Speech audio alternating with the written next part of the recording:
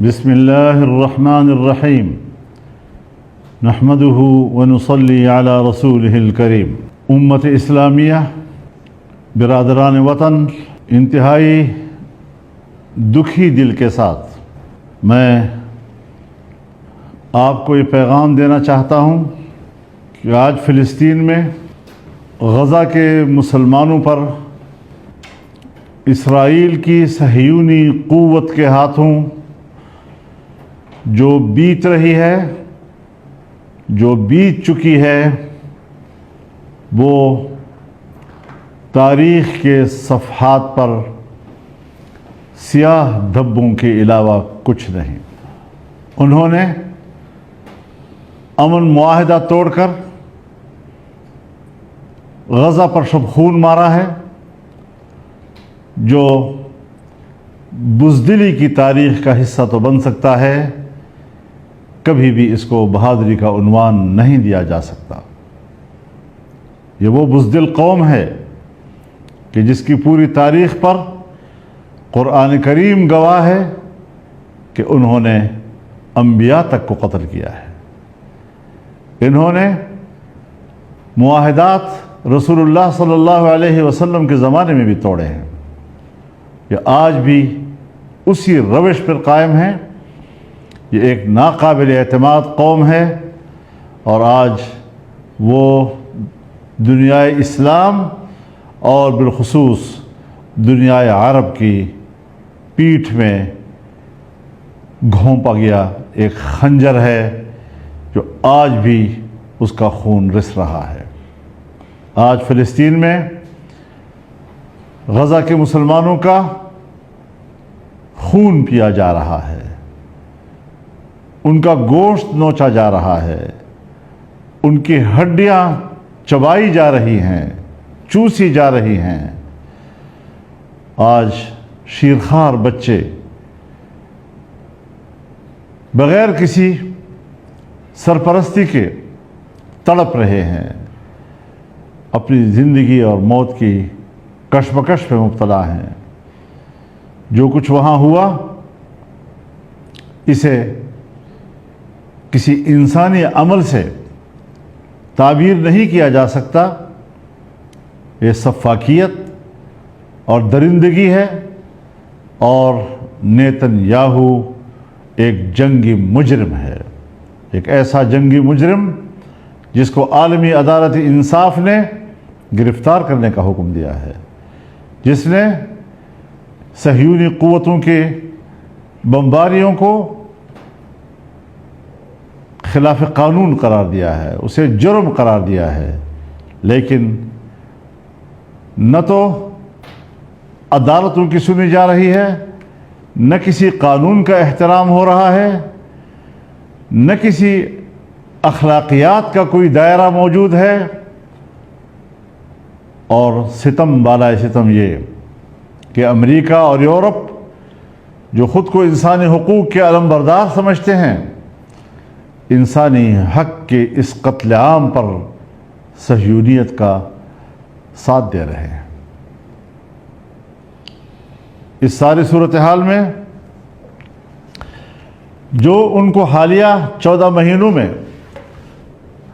ذلت آمیز شکست کا سامنا ہوا، اور امن معاہدہ بھی فلسطینیوں کی عزت اور غزہ کی عزت کا ذریعہ بنا، اپنی خفت مٹانے کے لیے انہوں نے اس وحشتناک اور شرمناک کردار کا آغاز کیا۔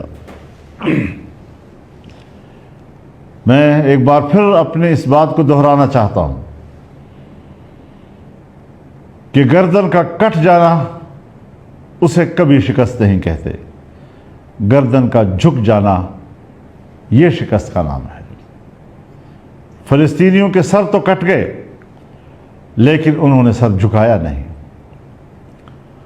وہ سرنگوں نہیں ہوئے، انہوں نے ہجرت بھی نہیں کی، بھاگے بھی نہیں، لیکن آج وہاں ایک انسانی سانحہ درپیش ہے۔ وہاں پر اب تک 60,000 غزہ کے مسلمان شہید ہو چکے ہیں، اور جس میں 18,000 بچے اور 12,000 خواتین شامل ہیں، اور 1.5 لاکھ تک وہاں کی زخمیوں کی تعداد پہنچنے کا اندیشہ ہے۔ اس ساری صورتحال میں 3 لاکھ سے زیادہ عمارتیں زمین بوس ہو چکی ہیں۔ کسی ایک شخص کے لیے بھی کوئی ایک کمرہ بھی نہیں بچا جہاں وہ اپنا سر چھپا سکے۔ انہوں نے عید الفطر بھی اپنے کھنڈر بنے گھروں میں گزاری ہے۔ انہوں نے دنیا کو پیغام دیا ہے کہ ہم ان حالات میں بھی عید کی خوشی منا سکتے ہیں۔ دنیا اسلام کے شانہ بشانہ ہم اپنا اسلامی تہوار بنا سکتے ہیں، اور ہمارے حوصلے بلند ہیں۔ چھوٹے چھوٹے بچوں کے بیانات سنتے ہیں، ان کی گفتگو سنتے ہیں، تو ایک طرف ہر چند کے ہمیں ان کو شاباش دینا ہوتا ہے کہ کس قدر بلند حوصلے، ہمالیہ سے بھی بلند ہمت اللہ نے ان کو عطا کی ہے۔ لیکن دوسری طرف جب ہم یہ دیکھتے ہیں کہ وہاں پر نہ ادویات ہیں، نہ غذا ہے، اور انسانیت تو خاموش، اسلامی دنیا کا حکمران بھی خاموش ہے۔ اگر ہم قرآن کریم کا مطالعہ کریں تو جرم کرنے والا اور جرم پر خاموش دونوں برابر کے مجرم تصور کیے گئے، اور جب اللہ کا عذاب آیا تو دونوں پر برابر کا عذاب آیا ہے۔ اسلامی دنیا کے حکمرانوں، تمہیں کیا ہو گیا ہے؟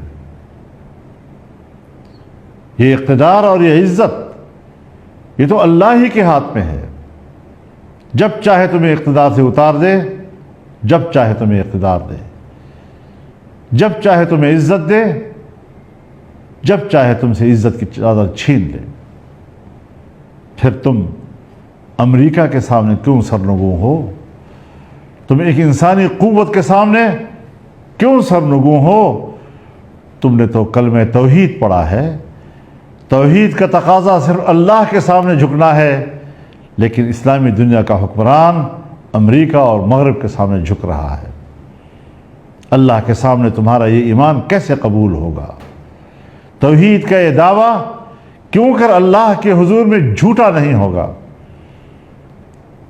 اب بھی وقت ہے، سنبھل جاؤ، امت مسلمہ کی آواز بن جاؤ۔ امت مسلمہ آج بھی ایک ہے، ایک صف پہ ہے، لیکن ان کے حکمران ان کے جذبات کی ترجمانی نہیں کر رہے ہیں۔ وہ امریکہ اور مغرب کے کٹ پتلی بن چکے ہیں، اور مسلم امہ کی نمائندگی کا حق ادا کرنے سے محروم ہیں۔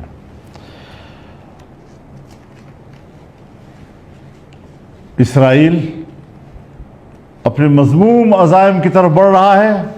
ایک گریٹر اسرائیل، جس کا معنی یہ ہے کہ جو دن آج فلسطین پہ گزر رہے ہیں یا گزرے ہیں، یا آگے بڑھیں گے۔ کوئی عرب ملک نہیں بچے گا، اور یہ مسئلہ ہمارے حرمین تک آئے گا۔ حرمین الشریفین کا تحفظ کیا یہ اسلامی حکمرانوں کا فریضہ نہیں ہوگا؟ لیکن مجھے پوری طرح اطمینان ہے اور اعتماد ہے کہ تمام تر سفاکیت کے باوجود، اسرائیل کی جارحیت اور اس کے ظلم و بربریت کے باوجود، اور عالمی قوتوں کی مذموم پشت پناہی کے باوجود، فلسطینیوں کی آزادی کا عزم نہیں ٹوٹے گا اور ان کی مزاحمت کمزور نہیں ہوگی۔ امت مسلمہ ان کی پشت پر ہے، اور مجھے اللہ پر یہ یقین ہے کہ وہ مسلمان کے ساتھ ہے، وہ اسلام کے ساتھ ہے، اور انشاءاللہ العزیز کفر ذلیل اور رسوا ہوگا، صہیونیت شکست کھائے گی اور ان کے عزائم ناکام ہوں گے۔ ان حالات میں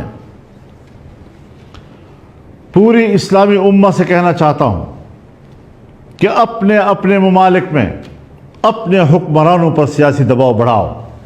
یہ وقت ہے کہ آپ حکمرانوں کو جھنجھوڑیں، ان کے اندر ایک احساس بیدار کریں کہ تمہاری ذمہ داری کیا ہے۔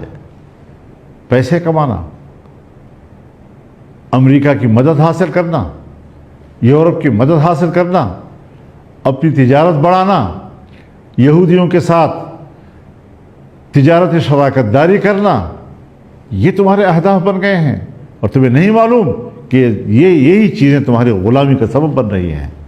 مسلمان آزاد پیدا ہوا ہے اور وہ آزاد رہنا چاہتا ہے، اور کوئی دنیا کی طاقت مسلمان کو غلام نہیں بنا سکتی۔ میں نے اس سلسلے میں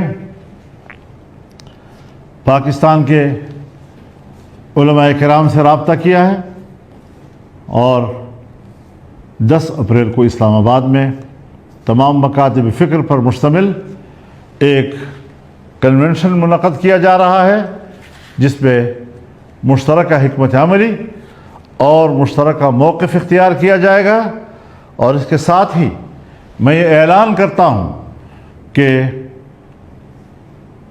اتوار کے روز کراچی میں ایک عظیم الشان اسرائیل مرد آباد مظاہرہ ہوگا، بہت بڑا مظاہرہ ہوگا، پورا صوبہ سندھ اس میں شریک ہوگا، پورے اسلامی جذبے کے ساتھ شریک ہوگا، امت کی وحدت کا نعرہ لے کر کراچی میں امڑے گا، اور یہ فلسطینیوں کی تقویت کا سبب بنے گا، امت مسلمہ کی وحدت کا سبب بنے گا، اور انشاءاللہ یہودیوں کی حوصلے ٹوٹیں گے اور یہی ان کے شکست کا سبب اور ذریعہ بنے گا۔